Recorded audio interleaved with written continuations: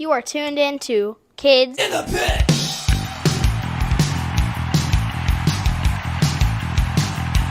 Lower the flag! Freedom till death! Lower the flag! Freedom till death! Now we lower the flag! Freedom till death! Lower the flag! Freedom till death! Whoa! Hey guys, it's Gabe from the Kids in the Pit podcast. Today I'm joined by Thomas Barnett from the band Strike Anywhere. Hey Thomas, I've met you a couple times. Good to see you again. Mind if I ask you some questions about your musical career? Oh, sure. Yeah. It's good to see you too, Gabe. Yeah. Okay, so for those that don't know, what do you do in Strike Anywhere? I sing and write lyrics and strike anywhere. Cool. So I know my dad had some of your albums in high school. What year did Strike Anywhere start? We started in 1999 in August. Awesome, so right before the turn of the millennium. Yes. Yeah, that's right. Nice. So where did Strike Anywhere start, and do you all still live there? So we started in Richmond, Virginia, which is our hometown. And I don't live there right now. I live in Los Angeles. Oh, But Garth, our bass player, and Eric, our drummer, and Mark, one of the guitar players, all live there in Richmond. And Matt Smith, he lives in Carolina Beach. cool. It's like 5 hours south of Richmond. Nice. So the first few bands I got into were Bad Religion, Alkaline Trio, and Hot Water Music.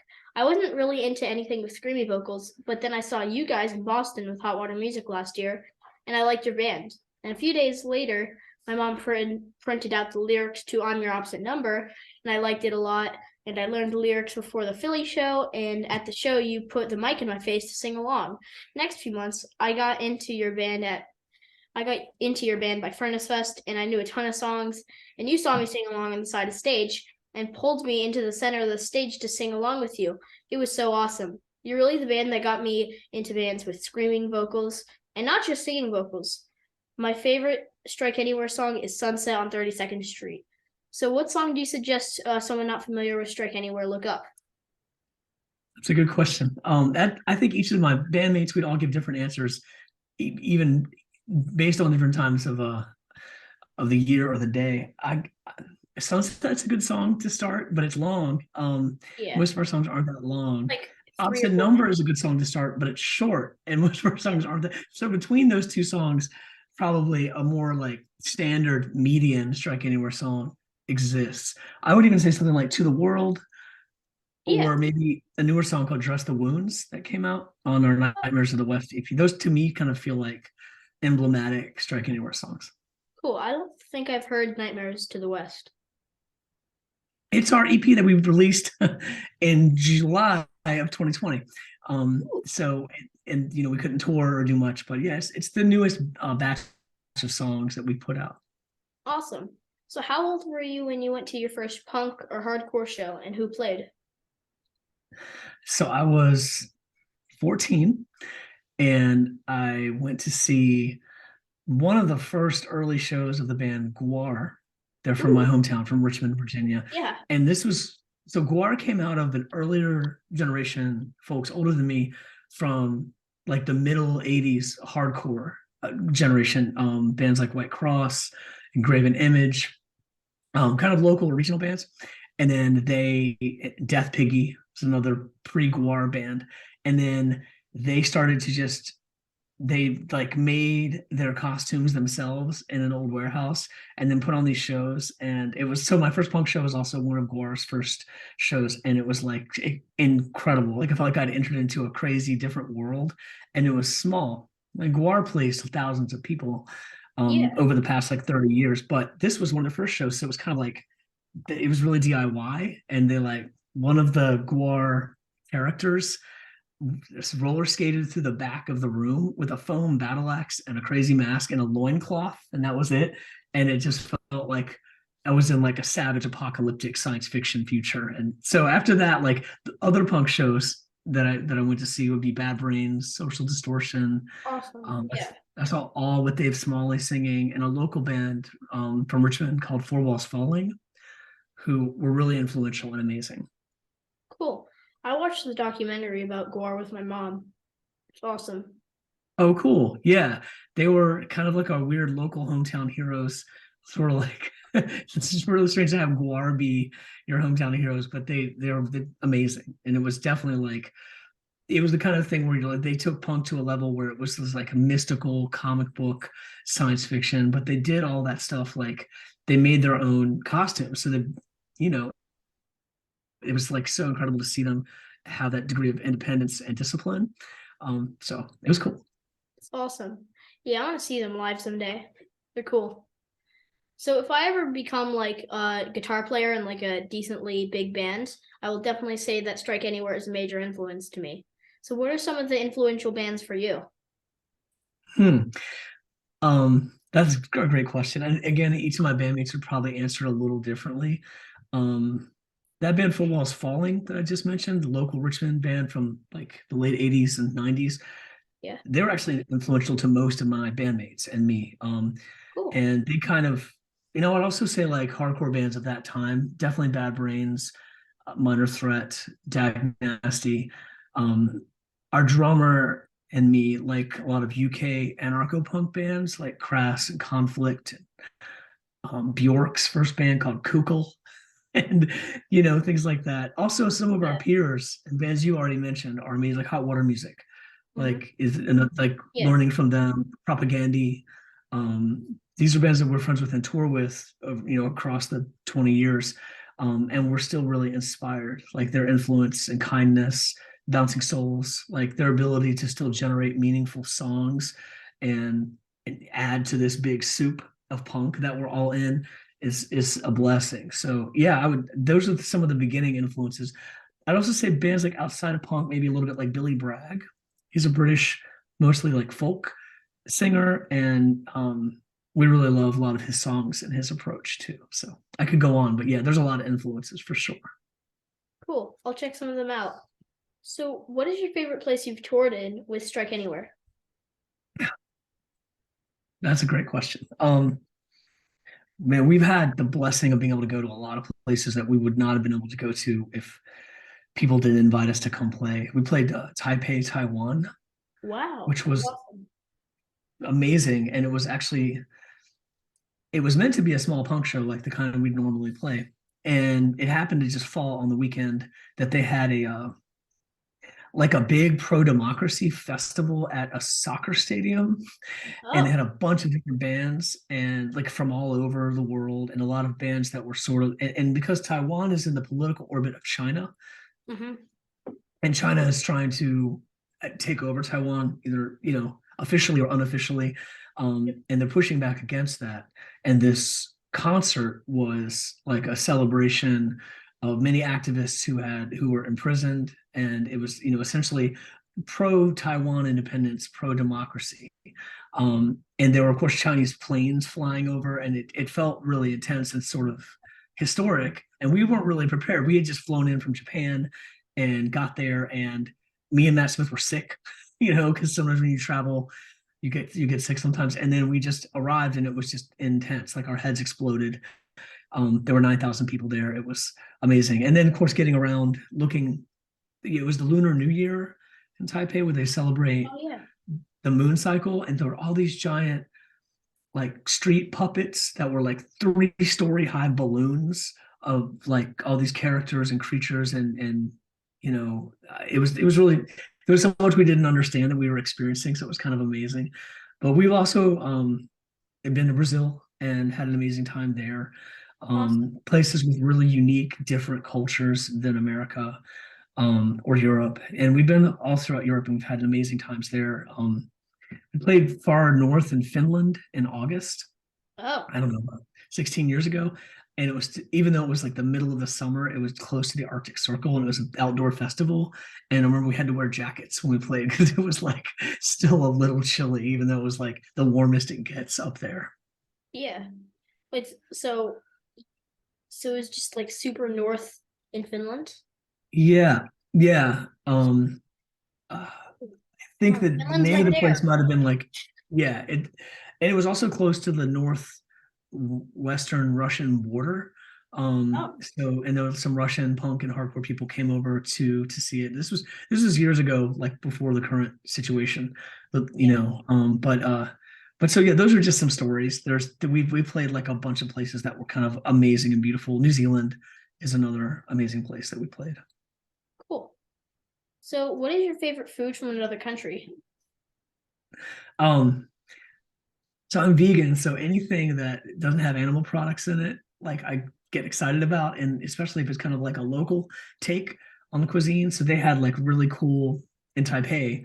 Um, they had like a street food that it was sort of like those puff pastries, and they usually have like sweet and spicy shredded pork in them, but this had like a vegan version of that, and it was so tasty and awesome. And it was also during this whole like this show, this weekend of experiencing Taipei that was beautiful and overwhelming. And so having this really warm, doughy comfort food that I could just walk around and eat was awesome. So yeah, there's all kinds of great food everywhere that we have such a good time. Like, and sometimes the folks who put on the shows will make food for us, and it's like a family dinner. Like we sit down with the other bands before the show. Especially in Italy, they go all out. They have like a big table with tons of pasta and salad and like fresh vegetables, and it's just awesome. So the folks who treat this show like it's kind of like a family event, and cook for us like it's such a memorable thing, and it shows us such kindness. That's awesome. Italians make like Italy has the best food. In It my does. They do most amazing food, and the vegan versions of it too are just incredible. So we really appreciate our time. The time we spend in Italy, we're always like, oh, and they're gonna make a big spread of food, and yeah. it's cool because they have like, I mean, just like everything that you want to eat, and then like they kind of shut down the club and turn it into a little restaurant, and then fold the tables back up, and then it's like a punk club again. And like a couple hours later, you're jumping around, and yeah, it's awesome. Yeah. I want to go to Italy. My dad's side of the family is Italian. It's awesome there. Oh, cool. Yeah. So, what do you do for a living besides strike anywhere? So I work in labor law. So I'm a specialized paralegal, and I help develop cases for workers against their employers who have defrauded them from wages or put them in positions where they weren't safe. Um, Also cases where people were poisoned by medicine or groundwater. Those cases are called mass torts. So stuff I participate in those kinds of things and sort of like apply legal knowledge to large groups, large classes of workers, to try and get them justice and reparations. Oh, sounds cool. Nice. It's pretty good because it's not so are you saying that like if there was like a boss of like someone at a job and they put them in like a bad situation, you help the employee? Yeah, exactly. Those folks call me and we talk about what they went through, and then me and the team that I work with try to apply the law so that they can sue their boss for not paying them correctly, or for misclassifying them, or for just trying to get around laws that already exist, worker protections. They're different from state to state too, and from industry to industry. So it involves like a lot of research and analysis. But most of the time, I talk to folks who are truck drivers, nurses, people who work in chemical plants, people who work in oil refineries, and talk to them about their rights and figure out if they have a case, and what can be done to I don't know, to get them some justice, to get them some reparations, because a lot of the corporations, and industries themselves, um, they almost have like a traditional hostility towards the power of workers. So this is one of the many ways that we try and get folks a voice, get folks some power, and kind of put these industries on notice that they can't just have people employed without thinking of them as human beings with rights. So yeah, that's my day job. Cool. Yeah, it's kind of ironic that that's your job because a lot of your lyrics are like about that kind of stuff.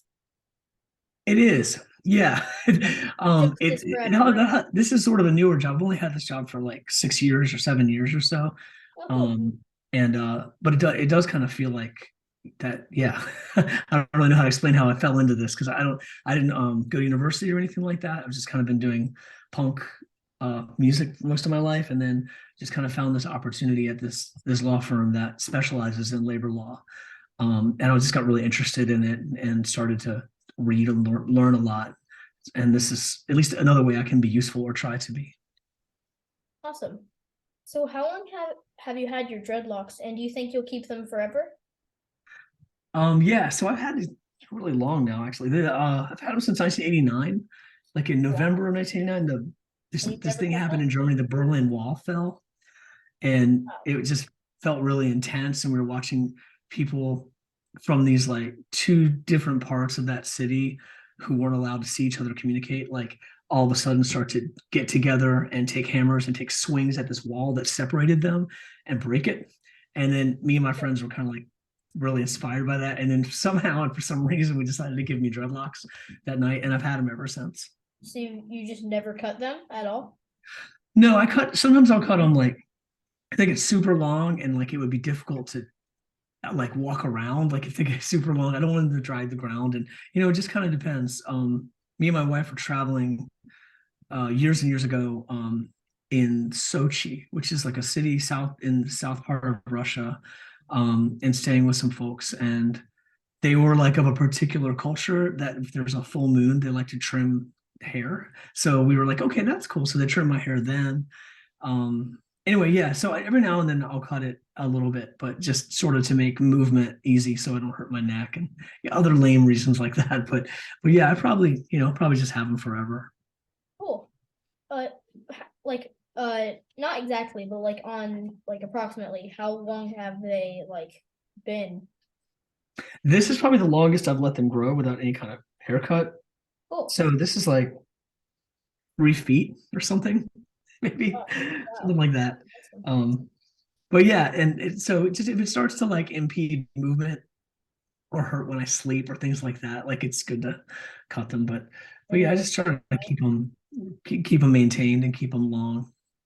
cool. So what was your favorite TV show or movie as a kid? It's a good question. So when I was a kid, it was the 80s and the late 70s. So there wasn't a lot of variety of TV back then, unfortunately. But I remember there was like a half-hour sitcom called Good Times that I really liked, and What's Happening. Um, and when the Star Wars movies came out, I was there in the theater. I saw those. Those were awesome. Um, there's a Disney film actually called Fantasia, which is like an animated movie set to music, and it was almost like an early music video kind of thing. I thought that was amazing. Um, but yeah, there was only 3 channels, and they didn't have a lot of. There wasn't the same level of like TV like that there is now. So that probably didn't have like I probably wasn't watching as much TV as like say any of us do now with all the choices out there. Cool. My mom and I watch Wonder Years a lot.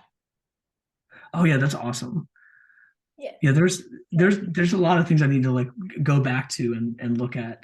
Um, yeah, I think when there's a Malcolm X movie that came out when I was about 17 that I saw in the theater that was really moving and like kind of like showed me like a part of American history that I didn't know very much about. That was kind of like life changing.